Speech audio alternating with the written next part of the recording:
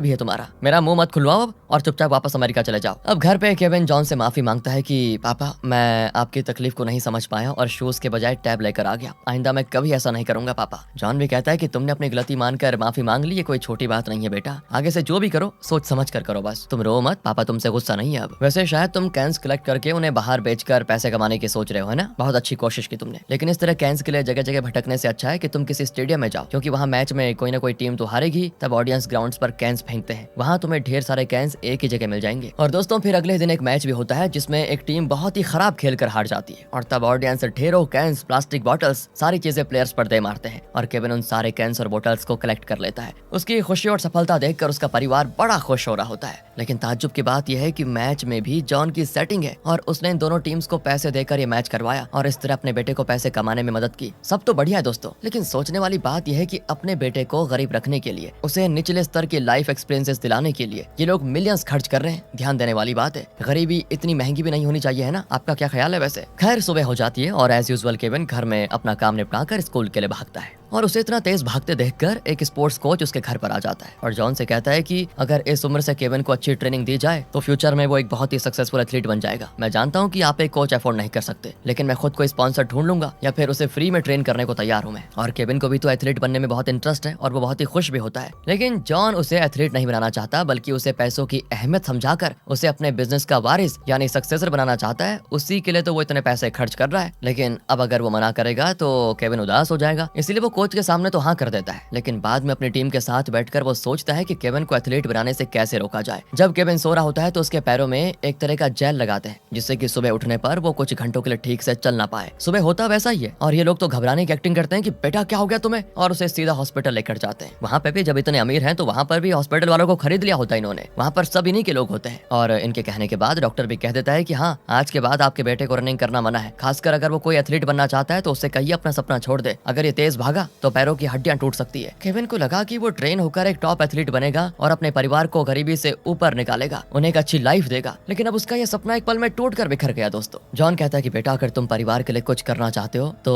इस शहर की टॉप यूनिवर्सिटी का एंट्रेंस एग्जाम दो और बिजनेस मैनेजमेंट का कोर्स करो, फिर देखना तुम्हें कितनी सारी अपॉर्चुनिटीज मिलती हैं और तब तुम वो सब कर पाओगे जो तुम इस परिवार के लिए करना चाहते हो। क्या अपने पापा की खातिर ये सब करोगे? केविन कहता है ओके। जॉन कहता है कि तुमने पापा की बात मानी, इसी खुशी में मैं तुम्हें एक साइकिल दिलाऊंगा ताकि तुम्हें रोज भागकर स्कूल जाने की जरूरत ही ना पड़े। और अब साइकिल के आने से दोस्तों केविन की लाइफ एकदम से बदल जाती है। उसे एक फ्रेंड भी मिलती है और वो उसे भी पिकअप करके स्कूल जाता है। पापा के साथ मजे से खेलता भी है। जब कोई बिजनेस मीटिंग होती है ना तो जिया बढ़िया ड्रेस पहनकर काफी मेकअप करके जाती है, लेकिन घर आने से पहले सारा मेकअप उतार कर एकदम नॉर्मल ड्रेस पहन लेती है। इस तरह कुछ साल बीत जाते हैं। केविन और उसकी फ्रेंड अब काफी बड़े भी हो चुके हैं, लेकिन अभी भी दोनों साइकिल में साथ घूमते हैं। जब लोग इनके रिश्ते को लेकर बातें बनाते हैं ना तो जिया जॉन से कहती है अब बेटा बड़ा हो गया है, इस उम्र में ये सब नॉर्मल है। लोगों का क्या है, हर चीज पर बात करने की उनको आदत ही होती है, पर केविन बहुत ही रिस्पॉन्सिबल बच्चा है और जैसा हम चाहते हैं वो यूनिवर्सिटी में जरूर पढ़ेगा और ऐसी कोई गलती नहीं करेगा। तो दोस्तों एक दिन केविन टेरेस पर बैठकर पढ़ रहा होता है तो पास ही के ग्राउंड में कुछ एथलीट्स भाग रहे होते हैं। केविन आपको याद होगा एथलीट बनना तो चाहता ही था, लेकिन डॉक्टर ने उसे भाग दौड़ करने से मना जो कर दिया था। बेचारा उदास होकर उनको देख रहा होता है बस। अब एक दिन वो स्कूल से लौट रहा होता है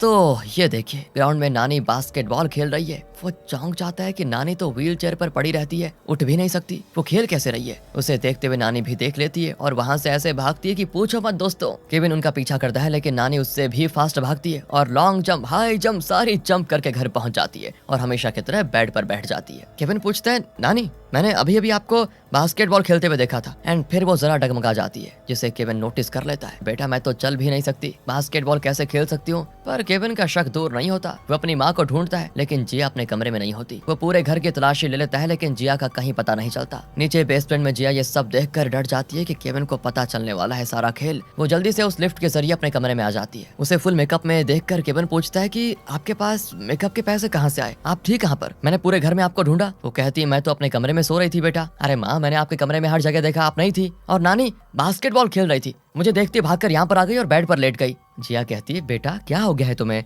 शायद तुम्हारी तबीयत खराब है इसलिए तुम्हें इस तरह के ये भ्रम आ रहे हैं। नानी तो चल ही नहीं सकती ना, और मैं अपने कमरे में सोई भी थी। बेचारे केविन का सर चकराने लग जाता है कि क्या हो रहा है ये। वैसे जब केविन थोड़ा बड़ा हुआ दोस्तों तब से उसको न जाने क्यों लगता है कि उसके इर्द गिर्द कुछ तो हो रहा है जिसे वो समझ नहीं पा रहा। जैसे कि सब कुछ बाय चांस नहीं बल्कि एकदम परफेक्ट प्लान करके उसकी लाइफ में घटनाएं घट रही है। वो इस बारे में जॉन से भी बात करता है लेकिन जॉन उसको ठीक से जवाब नहीं देता और कहता है कि बेटा फिलहाल तुम बस उस यूनिवर्सिटी एंट्रेंस एग्जाम पर ध्यान दो, बाकी की बातों में ध्यान मत लगाओ अपना। अब जॉन को लगता है कि नानी की वजह से उसका बना बनाया प्लान फेल होने पे आ गया था। क्यों ना नानी को ही नाटक से हटा दिया जाए। तो अगली सुबह जब केविन उठता है तो जॉन और जिया उसे बता देते हैं कि कल रात नानी स्वर्ग सिधार गई बेटा। हमने तुम्हें नहीं बताया क्योंकि तुम्हारी नींद खराब हो जाती और तुम पढ़ाई पर ध्यान नहीं दे पाते। यहाँ नानी को लाश की तरह लेटे रहने के लिए सारे अरेंजमेंट्स किए जा चुके थे और उनका फ्यूनरल भी होता है। ओ माय गॉड, सभी तो रोने की एक्टिंग करते हैं दोस्तों, लेकिन बेचारा केविन सच में रो रहा होता है। बचपन से नानी ने केविन के देखभाल जो की थी और केविन को उनसे इतना लगाव हो गया था कि क्या बताएं। और बॉक्स के अंदर लेटी हुई नानी केविन का दर्द सह नहीं पाती और वो भी रोने लग जाती है। इससे पहले कि नानी इमोशनल होकर उठ जाती, सभी मिलकर केविन को वहां से लेकर जाते हैं। नानी बहुत दुखी होती है कि आज के बाद वो केविन को कभी देख नहीं पाएगी क्योंकि केविन के लिए तो वो मर चुकी है। पर जॉन कहता है कि आप डायरेक्टली उससे भले ही ना मिले, लेकिन जब तक हम उसको सच्चाई नहीं बताते तब तक आप बेसमेंट की टीम को संभालिए और इसी बहाने सीसीटीवी पर आप उसको देख पाएंगे और जब वो यूनिवर्सिटी एग्जाम पास कर लेगा तब हम उसको सच बता देंगे।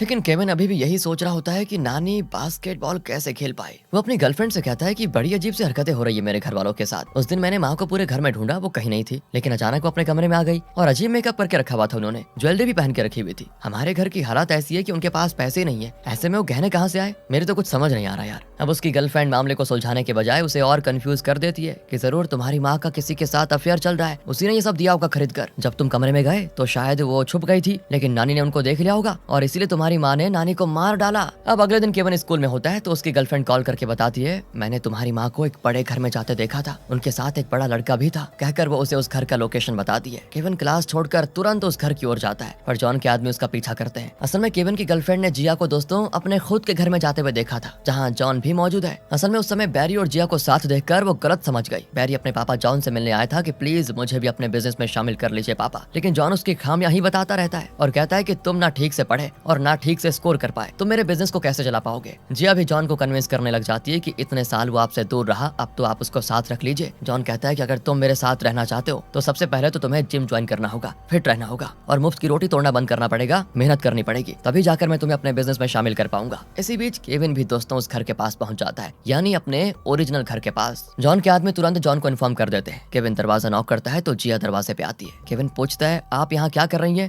वो कहती है, मैं और तुम्हारे पापा यही तो काम करते हैं बेटा। माँ और पापा को साथ देखने के बाद ही केविन को चैन आता है कि चलो माँ का कोई अफेयर नहीं है। दरअसल इन दोनों ने अपने घर के नौकरों को अच्छे ड्रेस पहनाकर उन्हें मालिकों की तरह बैठाया होता है और खुद नौकरों का ड्रेस पहनकर केविन से बात कर रहे होते हैं। और तो और इन्होंने बैरी के हाथ पैर बांधकर उसे बाथरूम में छुपा दिया था ताकि वो केविन के सामने इनकी पोल न खोल दे। लेकिन ये देखिए दोस्तों, वो किसी तरह बाहर निकल कर आ जाता है, लेकिन इससे पहले कि केविन उसको देखता, जॉन केविन को डाइवर्ट करता है और उसे लेकर पानी में कूद पड़ता है। तब जॉन के आदमी फिर बैरी को पकड़ कर लेकर जाते हैं। केविन जॉन से कहता है कि जैसा आप चाहते थे मैं उस यूनिवर्सिटी का एंट्रेंस एग्जाम दूंगा और अच्छे नंबर से वहाँ एडमिशन भी लूंगा। ये सोचकर जॉन बड़ा खुश होता है। दूसरी ओर बैरी जिम में बहुत मेहनत कर रहा होता है कि किसी भी तरह बस अपनी बॉडी को फिट बनाऊंगा और फिर पापा मुझे अपना पार्टनर बना लेंगे। यहाँ केविन जब भी बाहर जाता है तो आसपास के लोग उसको बड़ी अजीब तरह से देखते हैं, जिसे वो नोटिस भी करता है। उसे बड़ा अजीब लगता है और पहले जो शक था ना वो अब और कई गुना ज्यादा बढ़ जाता है। आखिर वो स्कूल एग्जाम में हाई मार्क्स स्कोर करता है तो सब बड़े खुश होते हैं। फिर वो यूनिवर्सिटी का एग्जाम देने जाता है। वो बार बार किसी बात को सोच सोच कर एग्जाम लिख रहा होता है। एग्जाम के बाद बाकी सारे स्टूडेंट्स बाहर आ जाते हैं, लेकिन केविन बाहर नहीं आता। उसका परिवार घबरा जाता है कि क्या हो गया। वो सिक्योरिटी से पूछते हैं तो वो कहता है कि सारे स्टूडेंट्स चले गए, अंदर कोई नहीं है, कहीं केविन घर तो नहीं चला गया, शायद हमने ध्यान ही नहीं दिया। ये सोचकर वो घर आते हैं तो घर के बेसमेंट में जहाँ इनका इतना बड़ा सीक्रेट ऑफिस है, वहाँ केविन का बैग और एक फोटो होती है जिसमें केविन के मुंह पे टेप लगा होता है।